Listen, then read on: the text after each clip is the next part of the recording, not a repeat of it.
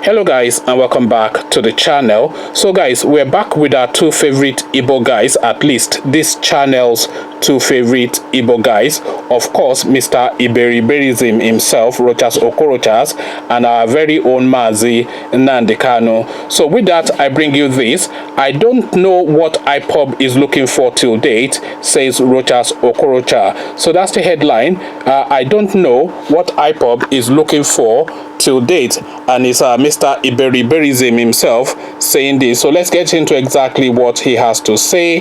The former governor of Imo State, Senator Rochas Okorocha, voiced that he does not know what IPOB is advocating for till date. Okorocha, who did not deny knowing members of the group, said he would only consider joining them only if the Nnamdi Kanu-led group can convince him on why he must join IPOB and where it is taking the Igbos to. To be honest with you, I don't know what IPOB is looking for till date. I don't know what the agenda of IPOB is and where they are planning to take the Igbo to, or the Indigbo to. Speaking on having a relationship with the group, the lawmaker representing Imo North in the upper legislative chamber of the National Assembly said it is his duty to have a chat with them as a father. In the first place, IPOB is not different from other similar groups from other parts of the country, but it is just the packaging and the name that have always been the problem, the senator reported. In the first place, IPOB is not different from other groups from other parts of the country, but it is just the packaging and name that have always been the problem. So this is what Okorocha said, and if we just pause there for the moment, if you consider what IPOB is agitating for, it is really no different from what a lot of groups within the Nigerian state are agitating for. So the Odudua group, of course, want an Odudua nation. The Middle Belt want to go their own way, and IPOB, of course, is agitating for a Biafra state. So all of these agitations are for this pecuniary interest that they all have, but the way it is being manifested within the Biafra setting is very peculiar to them, because of course the Igbos have their own way of doing things, which is usually that Nzobu kind of approach, and that's not a diss or a put down. That's not a criticism. It's just the way broadly that Igbos are. Of course, not all Igbos are like that, but with the Igbos essentially is usually and often that Nzobu approach, and this is really what this guy seems to be speaking to. So we carry on. I don't know what we plan to achieve by isolating ourselves from the rest of the country, and until IPOB answers the question, the leaders might not know how to handle it. So it's effectively now asking them to articulate their thoughts in a cohesive and a coherent manner. When you say IPOB, are they trying to call for another sovereign nation? If they want to use this as a way of correcting certain injustices meted out to the Igbos, then they should change the name to start with. When Odudua, Arewa, or Niger Delta youths talk, they don't call for a sovereign nation. For Igbos to become a country of their own, they have to think about the consequences. Personally, I don't think it is a good idea for the Igbos to become isolated from other nations and tribes in this country. Although the young men may have grievances, they should package them properly for the world to understand what they are fighting for. The leaders seem to have kept quiet for too long. Like our children, we need to build them and let them know that they cannot be talking about sovereignty within a nation. What program do they have in the first place? What has IPOB done about the Igbo killed in South Africa? Is it not surprising that they have not done anything? I challenge all the Igbos to return from South Africa, India, and other parts of the world, converge on Onitsha market and let us see what will happen. I don't think the Igbos need IPOB at this point. It is rather a distraction that is not good for our political future. It might be the reason we are not doing well politically, yet we are adding more danger to it. So now this is a very key point that this guy has made. So I'll read that again. I don't think the Igbos need IPOB at this point. It is rather a distraction that is not good for our political future. So listen to those words. It might be the reason we are not doing well politically, yet we are adding more danger to it. So now these are the words of a leading Igbo man. I'm not calling him an Igbo leader, but a leading Igbo man, because whatever it is that you have to say about Rochas Okorocha, he has ruled one of the key Igbo states for a good 8 years, so is certainly an Igbo leader. So these are his words, and these words echo also with the words that some other people have been saying. I recall that Deji Adeyanju was saying things along the same line not that long ago, and people weighed down on him. So really, the question really is, this Biafra thing that Nnamdi Kanu is doing, does it really serve any purpose is really the question. So what are the likelihood of a Biafra nation emerging out of Nigeria? Well, the chances are there, but the chances are very remote. It's a highly unlikely, but although not impossible, but highly unlikely that will happen, or at least anytime soon, because of course this movement has been going on for a good 60 years now, since the Ojukwu days, and still we're at no further forward than when Ojukwu started this agitation, really.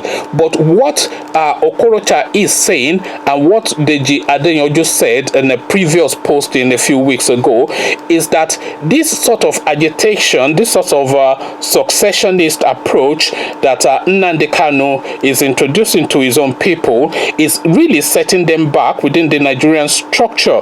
Because if you are agitating to secede from the nation state, then really you cannot then by the same breath want full political participation within that nation state, because now you have presented yourself as a pariah status within that nation state, and being that pariah status, that is then your contention, because the Nigerian nation then is contending with the Igbo race as a successionist group rather than a full member of the nation state. So if you're a successionist group, then really you cannot then feed into the political structure fully, because obviously you cannot eat from two ends of the same spectrum. If you get that ideology, that just came to my head, that should make sense, but it makes sense to me, and I'm sure it does to you.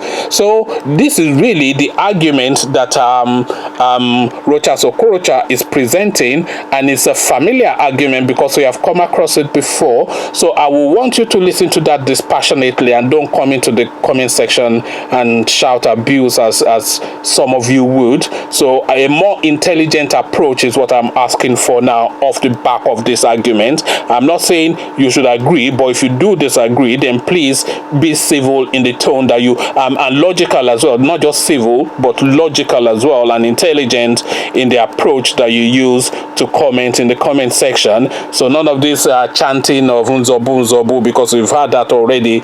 Anytime we approach this topic, the comment section is usually filled with Nzobu Nzobu. So we carry on. Let's just see what the rest of what Rochas has to say.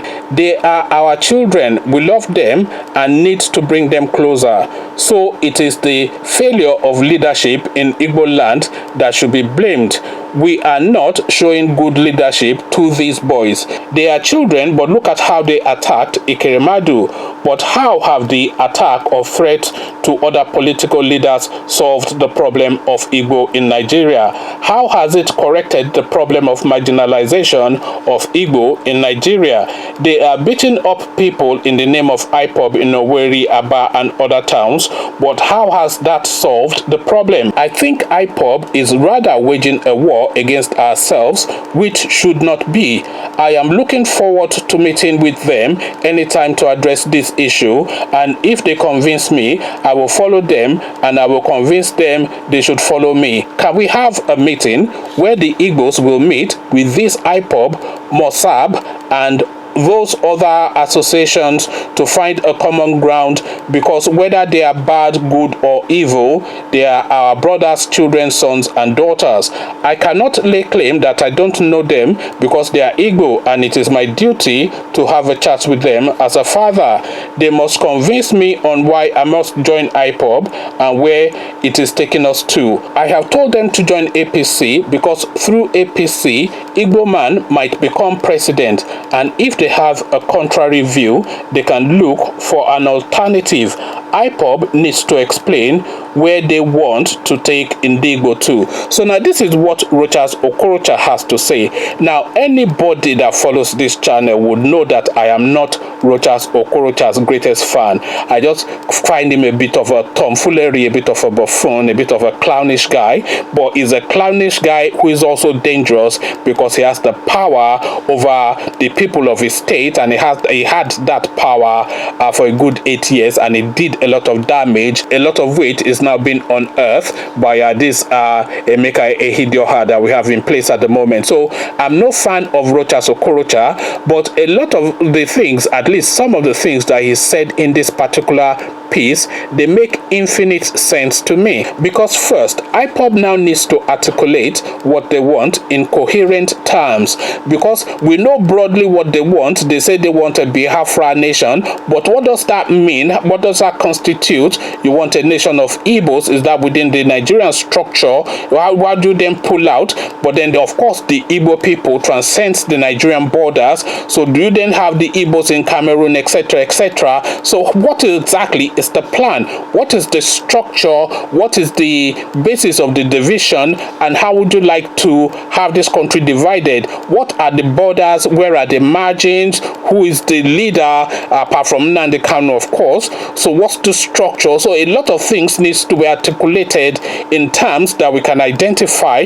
Maybe they have like a 10-point agenda, and then you can see that this is exactly what they want, not just chanting Biafra, Biafra. We've been hearing Biafra for 60 years now, so we now need more meat on that bone that is Biafra. So this is what Rochas Okorocha is calling for, and a lot of people want to hear this as well. This is why Nnamdi Kanu is being invited to the European Union and to the United Nations, etc., to come and articulate exactly in coherent terms what exactly he wants and who exactly are the people that are following him, because he cannot just say he's speaking on behalf of all of the Igbo race, because all of the Igbo race clearly are not with him. So he speaks, yes, for a large number of the younger Igbo population. I think we can concede that to him, but how broad a spectrum is his base? Because social media is social media, and a lot of attention can be generated on social media, but how broad and how strong is his base? How deep is this want for this Biafra nation? Who exactly are the demography that want this Biafra nation, and how are they able to articulate this Biafra nation that they want? So a lot of questions around this. So it is not just a matter of chanting Nzobu Nzobu all the time. We've heard the Nzobu Nzobu for 60 years now, and it's not just Biafra forever, we've heard all of that, and that holy, holy, holy, we've heard all that. What we are now asking is a boiled down, concentrate, coherent, and a cohesive articulation of this agitation, because this agitation, whether you like it or not, it has to be condensed into terms that people that you are agitating against, or people that you are even seeking their empathy of, have to understand. So you have to be able to articulate these things, and being able to articulate these things is being able to condense it into a coherent and a cohesive package that people will understand. Exactly as Rochas Okorocha is saying, exactly as Deji Adeyanju is hinting, and exactly as I am describing to you now. So conversations in the comment section is what I am inviting around this. Intelligent conversations I would rather, but then of course I am going to take the abuse as a given, because anytime and every time that you do a video on this topic is usually a stream of abuse from the usual quarters, just coming to chant chant Biafra, Biafra. So you've done all that chanting, but if you have anything else beyond shouting Biafra, Biafra and cursing me for being a Yoruba man, if you have anything beyond that to say, then let's have it in the comment section. But before you come join me in the comment section to have that conversation with me, click on the red subscribe button so it turns gray. Bell button notifies you every time I drop a new video. Then come tell me what you are making of what Rochas, Deji Adeyanju, myself and many other people are saying in terms of condensing this Biafra idea into a coherent package. Come tell me what you're making of all that. So I'll leave you here, carry on with you in the comment section, but here I say peace.